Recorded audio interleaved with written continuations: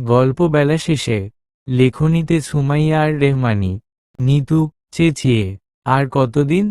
আর কতদিন এভাবে নিজেকে আড়ালে রাখবি? বিয়ে করবি না? নিজের সাথে দাদাজান আর মাকেও এভাবে কষ্ট দিবি? বল, আর কতদিন চলবে এভাবে? মা, শোনো নিতু, আমরা তোমায় শেষবারের মতো জিজ্ঞেস করছি, তুমি কি এই বিয়েতে রাজি? নাকি রাজি নও? হ্যাঁ বা না? যদি রাজি হয়ে যাও তাহলে বেশ ভালো কথা। আমরা তোমার করা পেছনের সমস্ত ভুলগুলো ভুলে যাব। মন থেকে তোমাকে মাফ করে দেব। তোমার ভালো থাকার জন্য যা যা করতে হয় করব। প্রয়োজনে প্রাণপাত করব। আর যদি রাজি না হও তবে জেনে নাও, আজই এ বাড়িতে তোমার শেষ দিন হবে। আজকের পর থেকে এ বাড়িতে সবাই তোমাকে মৃত বলে জানবে। কেউ কখনো ভুলে তোমার নাম আর মনে করবে না। ভেবে দেখো, সিদ্ধান্ত সম্পূর্ণই তোমার উপরে। মায়ের পরে এবার দাদাজান মূর্তিমান হলেন আমার সম্মুখে। রাগে ক্ষোভে ফেটে পড়লেও তার বিন্দুমাত্র প্রকাশ না করে একটা গাম্ভীর্যপূর্ণ ভাব ধরে রেখে সফেদ দাড়িগুলো নাড়িয়ে গড়গড় করে বলে গেলেন কথাগুলো। তবে তাতে আমার কোনো ভ্রুক্ষেপ হলো না। আর না হবে কখনো। কারণ আমি বরাবরই একটা অনুভূতিহীন, দয়ামায়াহীন মানুষ, যার সামনে হাজারো চোখের জল নিছক নাটক। ঢাকা থেকে যে কাপড়গুলো সঙ্গে করে এনেছিলাম তা ব্যতীত আর একটা সুতাও সঙ্গে নিতে পারিনি। কারণ কোনো কিছুর প্রতি অধিকার বোধ আমি অনেক আগেই হারিয়ে ফেলেছিলাম। ছোট পরিসরের ব্যাগটা হাতে তুলে বিনা বাক্যে বেরিয়ে এলাম বাড়ি থেকে। পেছনে না তাকালেও মায়ের ভেঙে পড়া দৃষ্টিখানি ঠিক উপলব্ধি হলো ভেতরে। মা এখন কাঁদবে। কাঁদতে কাঁদতে অসুস্থ হয়ে পড়বে। তাতেও আমার ভেতরের কোনো পরিবর্তন আমি ঘটাতে পারবো না, সে কথা তারা জানে। জানবে নাই বা কেন? কেননা বহু বছর পূর্বেই তারা জেনে গিয়েছে আমি একটা পাষাণ। পাষাণ আমার হৃদয়। আর এই পাষাণ হওয়ার পেছনে যে মানুষটার সবচেয়ে বড় অবদান, সে এখন বিদেশের মাটিতে দিব্যি ভালো আছে। অবর্ণনীয় সুখ স্বাচ্ছন্দ্যে বেশ আয়েসেই কাটাচ্ছে তার দিনগুলো। অথচ আমি ভালো নেই। আর না আমার পরিবারটাকে ভালো রাখতে পেরেছি। মানুষ বলে না, যারা ঠকায় তারা কখনো সুখী হতে পারে না। হা, এটাই হলো পৃথিবীর সবচেয়ে বড় মিথ্যে কথা। আসলে যারা ঠকায় দিন শেষে তারাই ভালো থাকে। আমার বাবা নেই। আপন বলতে মা আর দাদাজান। ফুপিরা আছেন। দেখা হয় বছরে একবার। বছর চারেক আগে তাকে ভালোবাসে ঘর ছেড়েছিলাম। অবশ্য ঘর ছাড়ার ইচ্ছে আমার কোনোদিনও ছিল না। শুধুমাত্র দাদাজানের সঙ্গে জেদ করে এই সিদ্ধান্তে উপনীত হয়েছিলাম। এই সম্পর্কে দাদাজান শুরু থেকেই ভীষণ নারাজ ছিলেন। তিনি বলতেন, ছেলেটাকে দেখলেই নাকি তার ভেতরটা কেমন অস্থিরতায় জমে যেত। ভেতরটা নাকি বারবার বলতো ছেলেটা যা সেটা সে দেখায় না, বরং সে জানা তাই দেখায়। এক সময় গিয়ে সেটাই সত্যি হলো। পালানোর রাতেই আমাদের বিয়ে করার কথা ছিল। আমার চোখে হাজারো একটা স্বপ্ন। আমাদের বিয়ে, সংসার, সন্তান, পরিবার, আরও কত কি। তা এক নিমিষে ধূলিসাৎ করে দিতে ওর কিন্তু বাঁধেনি কোথাও। বেঁধেছিল আমার জীবনকে। তারপর আর কোথাও খাপ খাওয়াতে পারছিলাম না। কি করিনি নিজেকে শেষ করে দিতে। বিষ অবধি পেটে পড়েছিল, কিন্তু দুর্ভাগ্যক্রমে বেঁচে যাই। হ্যাঁ, বেঁচে ফেরাটা তো দুর্ভাগ্যই আমার জন্য।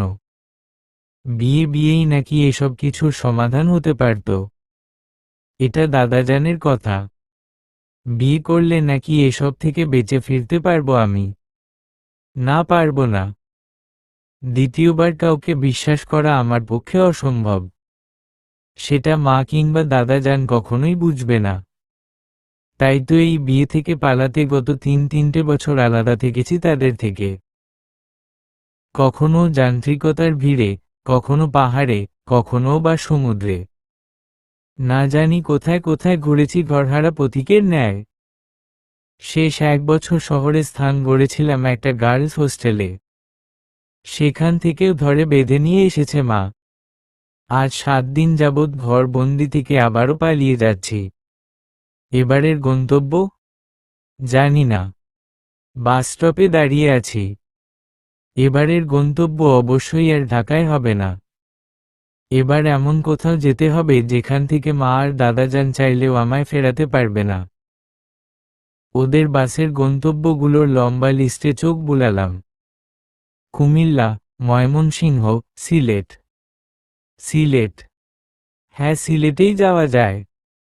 ওখানে আফরা, সিফাত, তরুণীমা ওরা সবাই থাকে। কারোর না কারোর কাছে ঠিক জায়গা হবে আমার জন্য। মনটা একটু সতেজ লাগলে নিমিষেই খারাপ হয়ে গেল বাসের সময় দেখে। রাত 8টায় বাস। এখন সবে বিকেল 5টা। এতক্ষণ কি করব? বসে বসে ঝিমানো ছাড়া তো আর কোনো উপায় নেই। যাক, তাই সই। ব্যাগটা বেঞ্চের উপর রেখে পাশ ঘেঁষে বসে পড়লাম। চারপাশে ভ্যাপসা গরম, তবে ফাঁকে ফাঁকে স্বল্প পরিমাণে হাওয়া দিচ্ছে। এখনই বাসে উঠে গেলে এই বাতাসটুকুও পাওয়া যাবে না। পেট মুচড়ে উঠল হঠাৎ। পানি তৃষ্ণায় গলাটা কেমন শুকিয়ে কাঠ হয়ে আছে। সারাদিন কিচ্ছুটি খাওয়া হয়নি যে। এ আর নতুন কি? এই না খাওয়ার অভ্যাস তো আজ থেকে নয়। খেলেও মনে থাকে না, না খেলেও মনে থাকে না। যখন খিদের জ্বালায় পেট মোচড়ায় তখনই মনে পড়ে সারাদিন কিচ্ছু খাওয়া হয়নি। অগত্যাই আশেপাশে নজর বুলালাম। কয়েকটি মুদি দোকান দেখা যাচ্ছে। ব্যাগটা ফের হাতে তুলে এগোলাম সে পথ ধরে। একটা কেক, 2 প্যাকেট চিপস আর পানির বোতল নিয়ে ফিরে এলাম পূর্বের স্থানে। কেকের প্যাকেটটা খুলে এক পিচ কেক মুখে তুলতেই ভ্যাপসা একটা গন্ধে সঙ্গে সঙ্গে বমি পেয়ে গেল। ইসোস, এসব মানুষ খায়? ছুঁড়ে ফেলে দিলাম সব। আর কি করার? কেবল পানিটা খেয়ে গলা ভিজিয়ে বসে রইলাম সিটিয়ে। সময় এগোচ্ছে কচ্ছপের গতিতে। না, এভাবে আর বসে থাকা সম্ভব নয়। হাত ঘড়িতে নজর বুলালাম বিরক্তি নিয়ে। সহসাই বুকের ভেতরটা ছ্যাট করে উঠল অনাকাঙ্ক্ষিত কিছু দেখে। আমার বাঁ হাতের অনামিকা আঙুলটায় সচিত্তে লেপ্টে আছে একটা স্বর্ণের আংটি।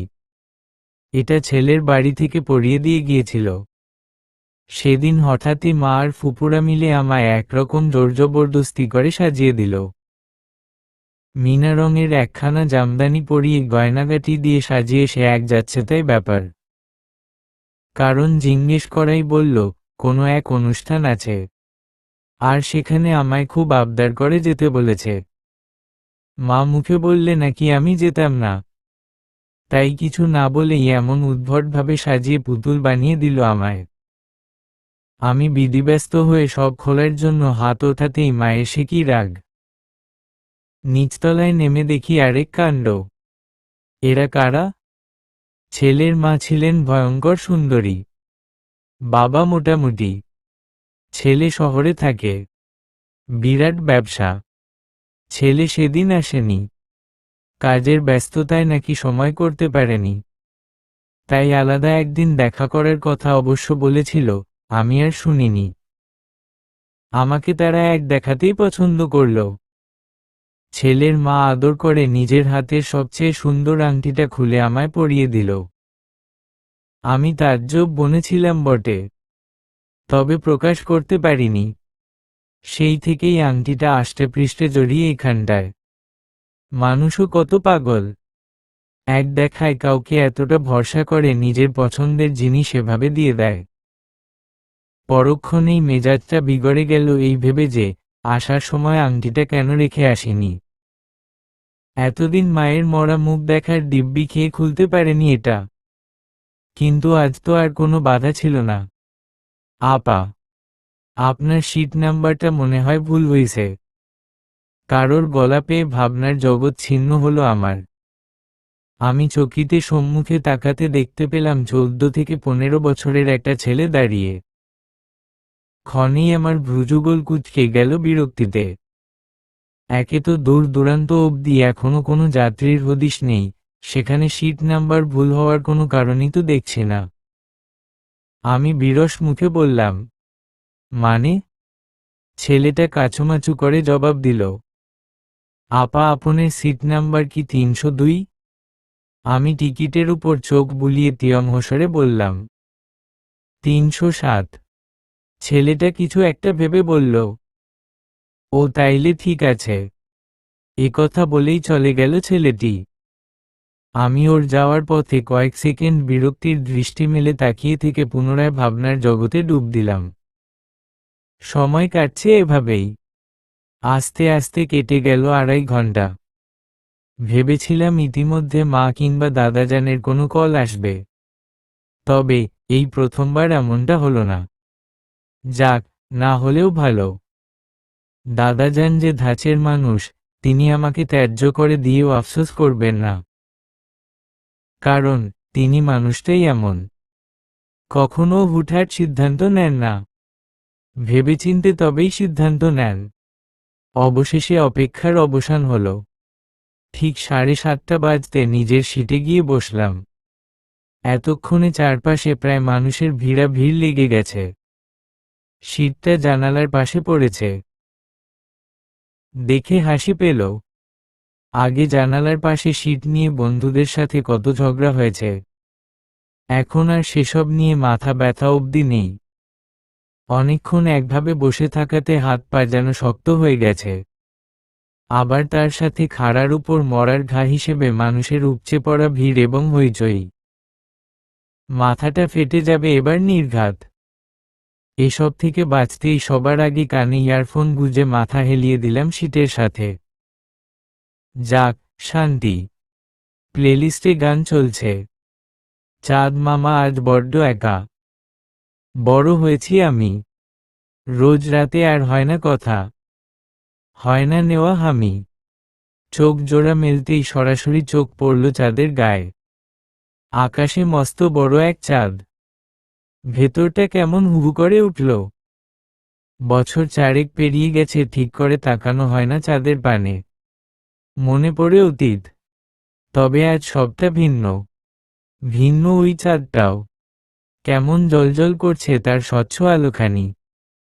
চোখের দৃষ্টিটা খানিক নেমে এলে আমার চোখের তারায় ভেসে উঠল ডোবার ময়লা জলটুকুতে হাস্যজল মুখে তাকিয়ে আছে চাঁদটা। আমার ঘোর কাটল সহসা। কানে বাজতে থাকা গানের লিরিক্সগুলোর সাথে উপলব্ধি হলো কেউ বুঝি ডাকছে। চাঁদ মামার থেকে দৃষ্টি সরিয়ে পাশ ফিরে তাকালাম। কালো জ্যাকেটটির হাতা গোটাতে গোটাতে ছেলেটা আমায় বারবার ডেকে উঠছে।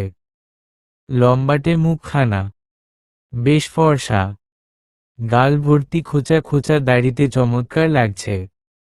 মাথার চুলগুলো লেপ্টে আছে কপালের সাথে। তার পুরো মুখই চিকচিক করছে বিন্দু বিন্দু ঘামে। আমি কিঞ্চিৎ বিরক্তি নিয়ে তাকাতেই সে মিনমিনে সুরে বলে উঠল, sorry for disturbing. I think আপনি আমার সিটে বসেছেন। ছেলেটার শান্ত ভঙ্গিমায় বলা কথাটা যথেষ্ট শান্ত থাকলেও আমার কাছে মোটেও তেমন ঠেকল না। বিরক্তিতে কপালের ভাঁজ সূক্ষ্ম হলো আমার। তার হাতে ধরে রাখা টিকিটটার দিকে তাকিয়ে বললাম, সিট নাম্বারটা ভালো করে দেখুন। ছেলেটি মাথা নিচু করে টিকিটটার উপর দৃষ্টি রেখে বলল, ইয়েস, ইটস 307। হোয়াট? আপনার টিকিটটা একটু দেখতে পারি? ছেলেটার কথা এবার বিরক্তি নয় বিস্মিত হলাম। জলদি পার্স হাতড়ে নিজের টিকিটটা উঠিয়ে আনতে আরও বিস্মিত হলাম। তবে এবার এই বিস্ময়কে মোটেও পাত্তা না দিয়ে দাঁতে দাঁত চেপে ডেকে উঠলাম কন্ডাক্টরকে। আমার চেঁচানোতে ছেলেটা ভড়কে গেল। সে বারবার জিজ্ঞেস করতে লাগল, এনি প্রবলেম? প্রবলেম বই কি, মহা প্রবলেম। তখন সেই ছেলেটা এসে বলল সিট নাম্বার ভুল। এখন তো মনে হচ্ছে ওর কথাটাই ঠিক। ভুলই তো। একসাথে দুজনকে এক সিট নাম্বার দেওয়ার মানে কি? ছেলেটা আবারও একই প্রশ্ন করলে আমি তার দিকে তুলে ধরি টিকিটটা। ছেলেটা বিড়বিড় করে পড়ল, 307, রিডিকিউলাস। ছেলেটাও রেগে গেল। খানিক বাদে দ্রুত পায়ে এগিয়ে এলো একটা ছেলে। কি হয়েছে জিজ্ঞেস করতে আমি কিছু বলার পূর্বে সেই ছেলেটাই রাগান্বিত স্বরে বলে উঠল, একসাথে দুজনকে সেম শিট আপনারা কিভাবে দেন বলেন তো? কোনো সিস্টেম নেই নাকি আপনাদের? আরও অনেক কথা কাটাকাটি হলো। আমি আর সেসবে ধ্যান দিলাম না। আগে আমি এসেছি, সুতরাং এই শিটের দাবিদার একমাত্র আমিই হতে পারি, আর কেউ নয়। কানে ইয়ারফোন গুঁজে দিলাম ফের। অতঃপর পুনরায় চাঁদের আলোতে নিজের অস্তিত্ব খুঁজতে শুরু করলাম। আপনি কখন কেটেছিলেন টিকিট? আবারও ভাবনার ব্যাঘাত ঘটিয়ে ছেলেটির কণ্ঠ ভাসল কানে।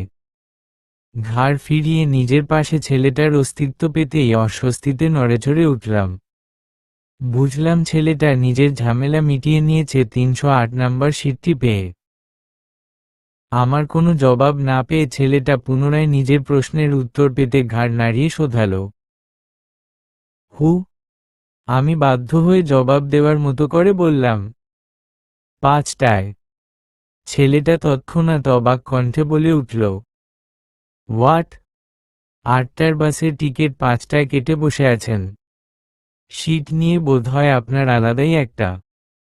আমি তার কথা মাঝপথে আটকে দিয়ে পুনরায় বাধ্য হয়ে জবাব দেওয়ার মতো করে বললাম, হ্যাঁ তো, কোনো সমস্যা? ছেলেটার উদ্দীপনা নিমিষেই হারিয়ে গেল। মিনমিনে সুরে বলল, না, আমার কেন সমস্যা হবে? আমি ঘাড় ফেরালাম। উদ্দেশ্য হলো এই মানুষটার অস্তিত্ব পুরোপুরি বিলীন করে দেওয়া। কিন্তু সেটা তো সম্ভব নয়। তাই আমাকেই ভাবতে হবে আমার পাশে কেউ নেই। যেমন ভাবনা তেমন কাজ। অতিসত্বর চোখ বুজে হারিয়ে যেতে চাইলাম এই পৃথিবীর বিপরীতে। তবে সেটা আর সম্ভব হলো না। হ্যাঁ, অবশ্যই এই ছেলেটার জন্য। আমরা আজ সারা রাত একসাথে ট্রাভেল করব।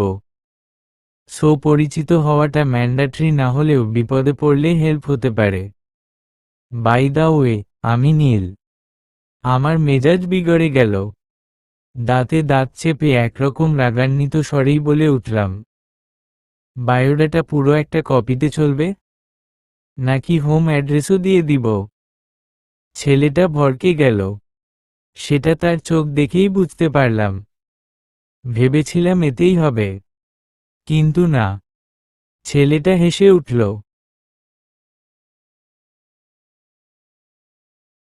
হাসতে হাসতে বলল, রাগলে মেয়েদের সুন্দর লাগে, সেটা মনে হয় তারা জানে না। জানলে প্রতিদিন কম করে হলেও 1000বার রাগত। নিতু, নিতু মাহমুদ। হয়েছে? আশা করি আর কিছু জানার নেই।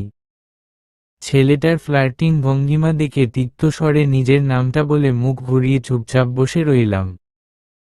ছেলেটি ভীষণ মিষ্টি করে হাসল। বলল, রিয়েলি? নিতু, নিতু নিতু। আপনি জানেন, আমার খুব প্রিয় একজনের নাম নিতু। খুব ভালো। বাই দা ওয়ে, কোথায় যাবেন আপনি? এটা কোথার বাস? ছেলেটা ভেটকি মাছের ন্যায় দাঁত কেলাল। বলল, সিলেটের। মাশা আল্লাহ, বুঝতে পেরেছেন তবে। আমি ওখানেই যাচ্ছি। বিড়বিড় করে, আমিও তো সেখানেই যাচ্ছি। আমি ঠোঁট দিয়ে ঠোঁট চেপে ধরে বিরক্তির স্তূপ ভেঙে পড়া থেকে পুনরায় টেনে তুলে বললাম, ওহ, ঘুরতে যাচ্ছেন? না মানে আমিও ঘুরতেই যাচ্ছি। ফ্রেন্ডোর বাসায় স্টে করব। জানেন, ওখানে এত সুন্দর সুন্দর ঘোরার প্লেস আছে। ওহ, হু। আপনি জানেন, আমি তো এই নিয়ে 7বার যাচ্ছি। যদিও ওখানে আমার কোনো রিলেটিভ নেই। তবে এবার মনে হচ্ছে হয়ে যাবে। বাই দা ওয়ে মিস নিধি। নিতু, দাঁতে দাঁত চেপে। ওপসো সরি। Yes miss Nitu. ওখানে আপনার কে থাকেন? কেউ না।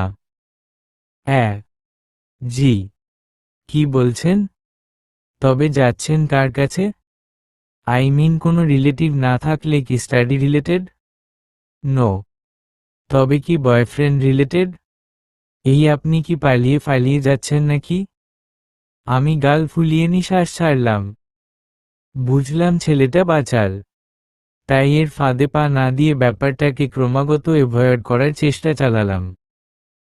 মুখে জোরপূর্বক হাসি দিয়ে মুখে হাত চেপে চাপা নিঃশ্বাস ছেড়ে বললাম, এমনিতেই প্রচুর ডিস্টার্বড আমি। আশা করছি আপনি আমায় আর বিরক্ত করবেন না। আমার ঠান্ডা স্বভাবের অপমানজনক কথাটায় ছেলেটার কোনো ভাবাবেগ হলো না। তার দৃষ্টি কোথাও একটা স্থির হয়ে আছে বুঝতে পারলাম। ভ্রু কুঁচকে তার দৃষ্টি অনুসরণ করতেই দেখলাম সে তীক্ষ্ণ দৃষ্টিতে আমার হাতের আংটিটাকে দেখছে। তার হাবভাব স্বাভাবিক না। চোর নয়তো ছেলেটা? যেভাবে তাকিয়ে আছে, মনের মাঝে কোনো এক অজানা ভয় যাতা দিয়ে ধরতেই হাত গুটিয়ে নিলাম আমি। আমাকে হাত গুটিয়ে নিতে দেখেই ছেলেটা হাসল বুঝি। সে এক রহস্যময় হাসি। খতিয়ে দেখবার ইচ্ছে হলো না তাই এড়িয়ে গেলাম। কে জানে কি চলছে এই ছেলের মনে। রিংটা ভীষণ সুন্দর, ইউনিক ডিজাইন। মাকে ব্যতীত এর আগে কখনো অন্য কারোর হাতে দেখিনি। আপনার হাতটা একদম ফুটে উঠেছে এই অমূল্য জিনিসে। বয়ফ্রেন্ড গিফট করেছে নাকি? শেষ প্রশ্নটা ছেলেটা একটু ঠেস মেরে বলল যেন। রাগে আমার শরীর রিরি করে উঠল। মানুষ অযথাই এত অহেতুক কথা কি করে বলতে পারে ভেবে পাই না আমি। দাঁত চিবিয়ে বললাম, বয়ফ্রেন্ড দিক কিংবা হাজবেন্ড দিক তাতে আপনার এত মাথা ব্যথা কেন? ঠিক মাথা ব্যথা বলা যায় না, বলতে পারেন দিল কি শুকুন। না, এর সাথে অযথা বকবক করে মেজাজটা তুঙ্গে তোলার কোনো মানেই হয় না। বয়ফ্রেন্ড দিয়েছে নিশ্চয়ই? তার প্রশ্নের সঠিক জবাব না পেয়ে একরকম খোঁচাতে লাগলো আমাকে। পুনরায় একই প্রশ্ন করাতে আমি দাঁতে দাঁত চেপে বললাম, আমার হবু শাশুড়ি মা দিয়েছেন। আপনার কোনো প্রবলেম? ছেলেটার মুখখানাতে যেন মুহূর্তেই কালো মেঘের মতো গুমট বাঁধল। মুখে গাম্ভীর্যতা টেনে বলল, আপনি কি বিবাহিত? কানে কম শুনেন বুঝি? ছেলেটা মাথা ঝাঁকাল, বলল, না। আমি ভ্রু কুঁচকে বললাম, তবে শুনতে পেলেন নাকি বলেছি আমি? ছেলেটা মুখ কালো করে বলল, শাশুড়ি মা বলেছেন। হবু শাশুড়ি মা বলেছি। আমার চোয়াল শক্ত করে বলা কথাটায় ছেলেটা হঠাৎই যেন আবারও চাঙ্গা হয়ে উঠল। মুখে পূর্বের ন্যায় একগাদা হাসি জুড়ে বলল, তার মানে বিয়েটা হয়নি এখনো? আমি থমকালাম ছেলেটার কথায়। তার থেকে দৃষ্টি সরিয়ে জানালার বাইরে দৃষ্টি নিক্ষেপ করে বললাম, না, হয়নি। আচ্ছা, আপনি কি কোনো কারণে এই বিয়ে থেকে বাঁচার জন্যই একটা অচেনা অজানা জায়গায় চলে যাচ্ছেন? আপনার ফ্যামিলিকে ছেড়ে? ছেলেটার কথাগুলোয় বুকের ভেতরটা ছ্যাঁত করে উঠল। শটান হয়ে বসে তার দিকে একবার তাকাতে নিয়েও তাকাতে পারলাম না। কেন জানি না মনটা হঠাৎ বড্ড ছটফট করতে লাগল। এই মানুষটার সামনে ধরা পড়ে যাওয়ার এক নিছক ভয় আমাকে ক্রমশই আষ্টেপৃষ্ঠে নিতে লাগল। মনের মাঝে উকিঝুঁকি দিয়ে চলা কৌতূহলগুলোকে চেপে রাখতে না পেরেই গম্ভীর মুখে প্রশ্ন ছুড়লাম উনার দিকে, কে আপনি? মনের কথা চেপে রাখার বদলে খুব স্বাভাবিকভাবেই বলে ফেলতে পারলাম দেখে তেমন আর সংকোচ কাজ করল না মনে। সে আর চোখে একবার তাকালো আমার দিকে, মৃদু হেসে বলল, নীল। শুধুই নীল? আমার কথায় পূর্ণ দৃষ্টি নিক্ষেপ করল নীল। বলল, পছন্দ হয়নি? আমি তবদা খেয়ে বললাম, পছন্দ হওয়া বা না হওয়ার কি আছে? আপনি কি এখানে আমাকে আপনার নাম পছন্দ করাতে এসেছেন নাকি? নীল হাসল। কিছু একটা ভেবে হঠাৎই আমার দিকে ঘুরে বসল। তার এমন আচরণে ভ্যাবাচ্যাকা খেয়ে গেলাম আমি। নিজেকে যথাসম্ভব মানুষটার অনিচ্ছাকৃত স্পর্শ থেকে বাঁচাতে উদ্যত হতেই সে ভাব নিয়ে জিজ্ঞেস করল, আপনার বাড়ি থেকে পালিয়ে আসার গল্পটা শুনতে পারি? তার কথায় মনে হলো কেউ বুকের উপর সজোরে হাতুড়ির বাড়ি বসিয়েছে। কপট রাগ নিয়ে তাকে হাজারো একটা কথা শুনিয়ে দিতে ইচ্ছে হলো। কিন্তু আজ আমি ব্যর্থ হচ্ছি এই মানুষটার সরলতার কাছে। কতটা প্রাণোচ্ছল মানুষ হলে আমার মতো এমন জড়বস্তুর সাথে ক্রমাগত বাক্যালাপ চালিয়ে উত্তপ্ত করতে পারে। নীল হঠাৎই আবার সোজা হয়ে বসল। নিজের সিটের সাথে মাথা হেলিয়ে চোখ বুজে কতক্ষণ ভাবনার জগতে হাতছানি দিয়ে এসে মাথা হেলানো অবস্থাতেই তাকালো আমার দিকে। আমি তারই কার্যকলাপ দেখছিলাম, কিন্তু হঠাৎ করে তার এভাবে তাকানোতে ভড়কে গেলাম খানিক। চটজলদি দৃষ্টি নামিয়ে আমিও সোজা হয়ে সিটের সাথে হেলান দিয়ে রইলাম। বারে বারে তার নিঃশ্বাসের সাথে নিজের বুকের মাঝে আটকে রাখা তপ্ত শ্বাসেরও আভাস পেলাম। জানেন নিতু, বাবা মাকে কষ্ট দিয়ে কখনো কোনো কাজ করা উচিত নয়। বিশেষ করে তাদের সম্পূর্ণ একা করে দিয়ে এভাবে চলে যাওয়া তো একদমই উচিত নয়। আমি দীর্ঘশ্বাস ফেলে আর চোখে তাকে একবার পরখ করে বললাম, আমি কাউকে ছেড়ে যাচ্ছি না নীল। ফ্যামিলি চায় যেন আমি এই বিয়েটা করে ফেলি, কিন্তু আমি চাই না। কেন? আমার কথার মাঝেই প্রশ্ন করল নীল। আমি মুখে জোরপূর্বক হাসি দিয়ে বললাম, দ্বিতীয়বার কাউকে ভালোবাসার সাহস আর আমার নেই। দ্বিতীয়বার? হ্যাঁ, আমার মনে হয় না আমি তার সাথে নিজেকে মানিয়ে নিতে পারব। আর না সে আমাকে তার নিজের সাথে মানাতে পারবে। তাই তো চলে যাচ্ছি। মা আর দাদাজানের মাথা থেকে যখন এই বিয়ের ভূত নামবে তখন না হয় আবারও ফেরা যাবে।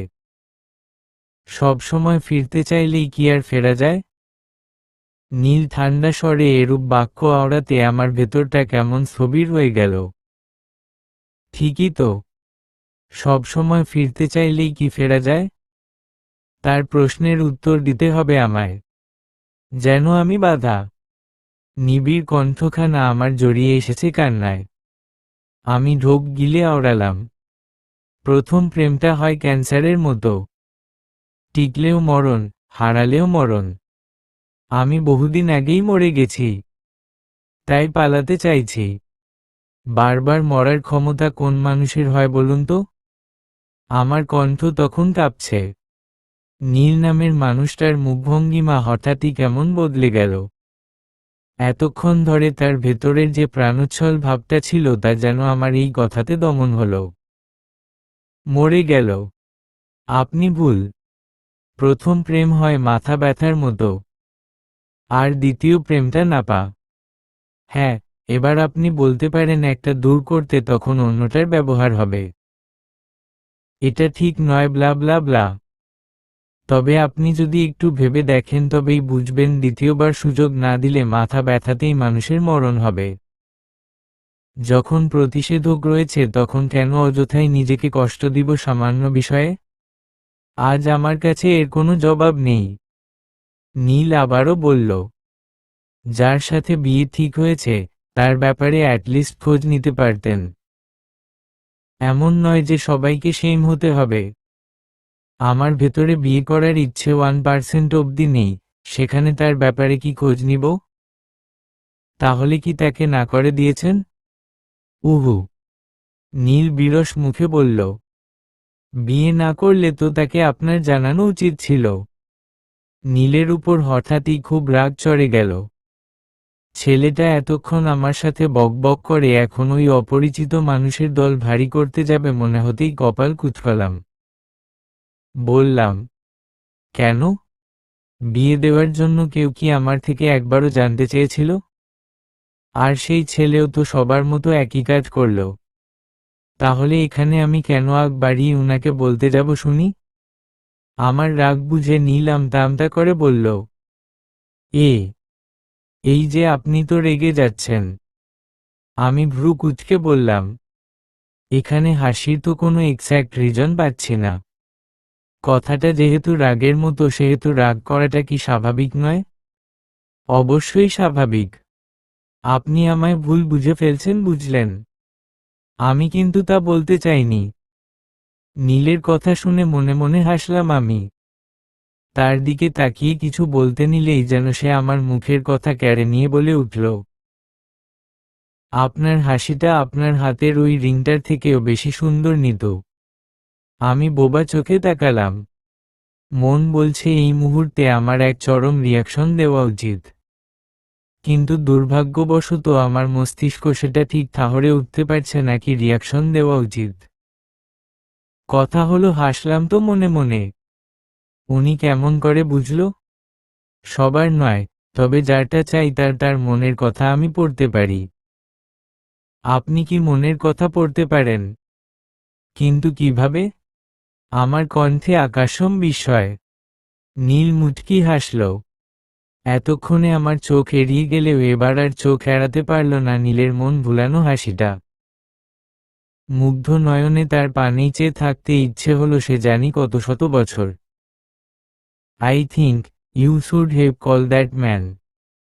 কল দিয়ে আপনার প্রবলেমের কথা বললে সে হয়তো বুঝতো আপনাকে। হয়তো নিজের থেকেই নাকচ করে দিত এই বিয়েটা। অন্তত আপনার এভাবে চলে আসাতে তার মনে আপনার জন্য সামান্য রেসপেক্টটুকুও যে আর থাকবে না সেটা তো হতো না বলুন। আমার চোখ মুখের মুগ্ধতার রেশ কেটে গিয়ে এক নিমিষেই তা বিরক্ততে রূপ নিল। কেউ আমায় পছন্দ না করে সে অবধি তো ঠিকই আছে, কিন্তু তাই বলে আমার জন্য কারোর মনে সামান্য রেসপেক্টটুকুও যে থাকবে না সেটা যেন মেনে নিতে খুব ইগোতে লাগল। নাক ফুলিয়ে বললাম, সে আমায় রেসপেক্ট করবে না? নীল মাথা ঝাঁকালো। বলল, এমনটা হলে কি কেউ রেসপেক্ট করে বলুন তো? উল্টে আপনার প্রবলেম না বুঝে সে আপনার বিরুদ্ধে মন গড়া কাহিনী ভেবে বসে থাকবে। ইভেন আপনার সম্বন্ধে এসব মন গড়া কাহিনী অন্য কেউ শোনাবে। হোয়াট? জি। ভাবুন একবার নিতু। এমনটা হলে যে আর কারোর নয় আপনার ফ্যামিলিরই হাজারো একটা প্রবলেম ক্রিয়েট হবে। তখন তাদের সামলানোর জন্য এই মায়াবতী মেয়েটিও যে তাদের সাথে থাকবে না। তখন তাদের কি হবে? নীলের কথা শুনে ঠাস করে নিজের গালেই নিজেকে চড় বসাতে ইচ্ছে হলো। চটজলদি ফোনের লক খুলে সোজা কন্ট্যাক্টে চলে গেলাম। অর্পা আর হিমু, কাজিন, আমার নাম্বার থেকেই তো ছেলের সাথে কথা বলেছিল। যখন ছেলে কল করে আমার সাথে কথা বলতে চাইল আমি তো বিরক্তি দেখিয়েই ফোন ফেলে উঠে গিয়েছিলাম। আর ওরা কথা বলে নাম্বারও তো সেভ করেছে বলেছিল। আব, নামটা কি ছিল? দুলাভাই টাইপ? নাকি জিজ? Yes I got it. জিজু লিখেই সেভ করেছিল। হানা দিলাম, জ লিখে। গুনে গুনে ঠিক 48টা নাম্বারে পড়ে কাঙ্ক্ষিত নাম্বারটা চোখের সামনে ভেসে উঠতেই শীতলতায় ছুঁয়ে গেল শরীর। আর 7-5 না ভেবে মুহূর্তেই ডায়াল করলাম তার নাম্বারে। তাকে বিয়ে করব না বলে যে এভাবে গা ঢাকা দিচ্ছি তাতে যে আখেরে আমার ফ্যামিলিকেই ভুগতে হবে সেটা কিছুতেই মেনে উঠতে পারছি না। আমি চাই না আমারই ভুলের কারণে দ্বিতীয়বার আমার ফ্যামিলি কষ্ট পাক। কখনোই চাই না। দুবার রিং হতেও কোনো রেসপন্স হচ্ছে না। অহেতুক উদ্দীপনায় আমার হাত পা মৃদু কাঁপছে। সেই সাথে পথ চলার সঙ্গী হচ্ছে আমার কপালের বিন্দু বিন্দু ঘাম। তৃতীয়বার পেরিয়ে চতুর্থবার রিং হতেই ওপাশ থেকে ভেসে আসলো তার শান্তস্বরে ছোট্ট করে বলে ওঠা, হ্যালো কথাটি। আমার গলা শুকিয়ে কাঠে পরিণত হলো। ঢোক গিলে মনে সাহস সঞ্চার করতে করতেই কয়েক সেকেন্ড এভাবে চুপ থাকতে হলো আমায়। সে আবারও শীতল কণ্ঠে বলে উঠল, কি ভয় হচ্ছে? কেন বলুন তো? আমি তো বাঘ ভাল্লুক টাইপের কিছু নই। তবে এই ভয়, সংকোচ। কেন? এত ঘামবারও কিন্তু কিছু হয়নি। তার থেকে এমন অপ্রত্যাশিত কথা শুনে কপালে চিন্তার সূক্ষ্ম ভাঁজ ফুটে উঠল আমার। মৃদু কাঁপছে হাতটাকে তুলে কপালে ঠেকিয়ে ঘাম মুছতে নিলেই সে আবারও বলে উঠল, থাক না, আপনাকে এভাবেও ভীষণ সুন্দর লাগছে। আপনি জানেন, আপনি কিন্তু এমনিতেই ভীষণ সুন্দরী, মায়াবতী। আর তার উপর আপনার ওই ভীতু চেহারা। ভয়ের তো হরিণীর মতো চোখ জোড়ায় কি মায়া। আপনি বুঝি আন্দাজও করতে পারছেন না? মানুষটা আমার সামনে না এসেও এতটা নিখুঁতভাবে আমার বর্ণনা দিচ্ছে ভাবতেই আবারও বাকরুদ্ধ হলাম আমি। বারবার মন বলছে সে আমার আশেপাশে বসেই খুব নিখুঁতভাবে আমাকে পর্যবেক্ষণ করছে। কি এত ভাবছেন? ও, বুঝতে পেরেছি। আপনি তো আবার বিয়ে ভাঙার জন্য আমায় ফোন করেছেন। আপনি জানেন গত 6 দিন 18 ঘন্টা যাবৎ আমি স্রেফ আপনার এই কলের জন্য কতটা প্রতীক্ষা করেছি। কখন আপনি একটা বার কল করে আমার সাথে কথা বলবেন? জানি, আমার এই বেশি অতিরিক্ত আশা করা মোটেই উচিত ছিল না। তবুও করেছি। কি করব বলুন? মন তো। সে কি কারোর কথা শুনে? সে যাই হোক, আপনার সাথে কথা বলার সৌভাগ্য না হলেও আপনার ভারী নিঃশ্বাসের সাক্ষী হওয়ার সৌভাগ্য তো করলেন আমায়। সেই ঢের বেশি। তো বলুন, আপনি বিয়েটা কিভাবে ভাঙতে চান? আপনি যেভাবে চাইবেন সেভাবেই সব হবে। আমার অনুভূতি শক্তি লোপ হচ্ছে যেন। মানুষটার উদ্দেশ্যে ভালো মন্দ কোনো কথাই যে আওড়াতে পারছি না। অবশেষে মিনমিনে সুরে বললাম, সত্যি বলতে, বিয়েটা কিভাবে ভাঙা যায় এমন কোনো দুর্দান্ত প্ল্যান আমার কাছে নেই। তবে আমি এটুকু চাই যেন আপনার সাথে বিয়ে ভেঙেছি বলে আপনার থেকে বা আপনার ফ্যামিলির কাছ থেকে কোনো কথা শুনতে যেন না হয় আমার পরিবারকে। সে কিছু বলল না, শুধু তার হাসির শব্দ শোনা গেল খানিক।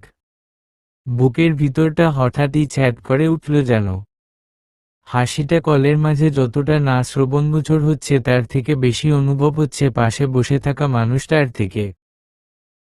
কান থেকে ফোনটা সরিয়ে তার দিকে দৃষ্টিপাত করতেই সে আবারও ঝঙ্কার তুলে হেসে উঠল। আমার হাত থেকে ফোনটা হঠাৎই ছো মেরে নিয়ে নিল সে। আমি অবাক নয়নে তাকাতেই সে আমার হাতটা নিজের হাতে নিয়ে নিল। হাতের আংটিটার দিকে কিছুক্ষণ তাকিয়ে থেকে সেটা একটানে খুলে নিল। আংটিটা খুলে নিতেই ভয়ার্ত দৃষ্টিতে তাকালাম আমি। কিছু বলার জন্য মুখ খুললেও কোনো কথা বের করতে পারলাম না।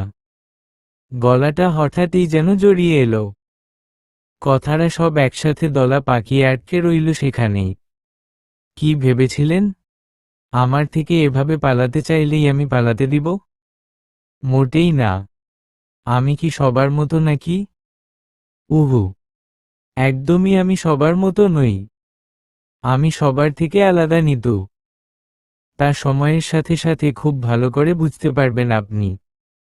আর আমি যখন বলেছি আমি আপনাকে বিয়ে করব তখন তো আমি আপনাকে বিয়ে করেই ছাড়ব।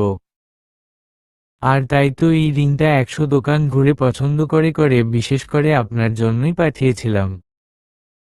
আমি হাবলার মতো তাকিয়ে আছি নীলের দিকে। তবে কি এই সেই ব্যক্তি যার সাথে আমার বিয়ের কথা হয়েছে? রাগ না অভিমান সঠিক উত্তর না পেয়েই নিজের হাতটাকে তার হাতের ভাঁজ থেকে ছাড়িয়ে নিতে উদ্যত হলাম। কিন্তু তার জোরের কাছে নিজেকে নিতান্তই এক বাচ্চা বলে ঠাহর হলো। নীল আচমকাই আমার কোমরে হাত চেপে নিজের সাথে চেপে ধরল। আমি আতঙ্কিত নয়নে তাকালেও সে দৃষ্টি সে সম্পূর্ণ উপেক্ষা করল। কতক্ষণ এভাবেই রেখে পুনরায় আংটিটা আমার হাতে পরিয়ে দিয়ে বিনা অনুমতিতেই চুমু খেয়ে বসল আমার হাতের উপর। তার এমন কাণ্ড দেখে তো রীতিমতো আমার জ্ঞান হারানোর পালা হলো। কি দেখছো ওভাবে? আমাদের হাফ বিয়ে কিন্তু হয়ে গেছে নিতু। তাই এটুকু তো আমার হকেই আছে। আর রইল বাকি বিয়ে ভাঙার কথা। তুমি চাইলে বিয়ে ভাঙতেই পারো, তবে আমি কিছুতেই তোমাকে নিজের থেকে আলাদা করব না। আমি তোমার বেলা শেষের সঙ্গী হতে চাই নিতু। আমি তোমার ঠোঁটের কোণের ওই এক চিলতে হাসির কারণ হতে চাই। আমি তোমার সাথে জীবনের শেষক্ষণেও একসাথে থাকার সৌভাগ্য গড়তে চাই নিতু।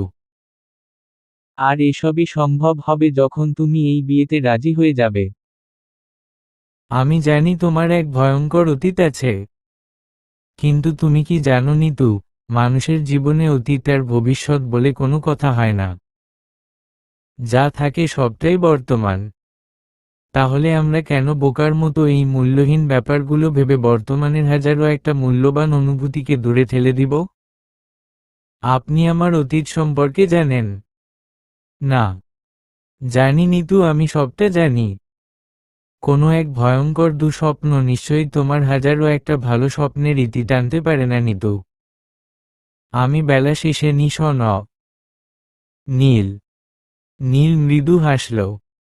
আমার হাতটাকে নিজের হাতের মুঠোয় নিয়ে শক্ত করে চেপে ধরে বলল, সে তো আমিও। তবে কি আমিও ভালো নেই? মানে? চলো না বিয়েটা করে ফেলি। না। না মানে? তুমি এখনো চাও না বিয়েটা করতে? না, এখনো চাই না, আর ভবিষ্যতেও কখনো চাইব না। আচ্ছা তাই নাকি? দাঁড়াও, এখনই তোমায় কিডন্যাপ করব। আর তারপর ওই ডেভিল হাজবেন্ডের মতো তোমায় জোর করে বিয়ে করে নিব। এন্ড দেন কি হবে বলো তো? বিয়ের পরে সেরাম টর্চার করব তোমায় আমি।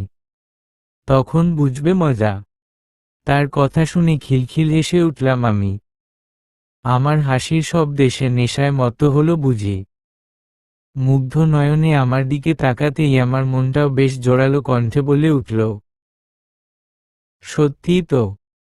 বেলা শেষে এর চেয়ে ভালো জীবনসঙ্গী কোথায় পাবো আমি? সমাপ্ত।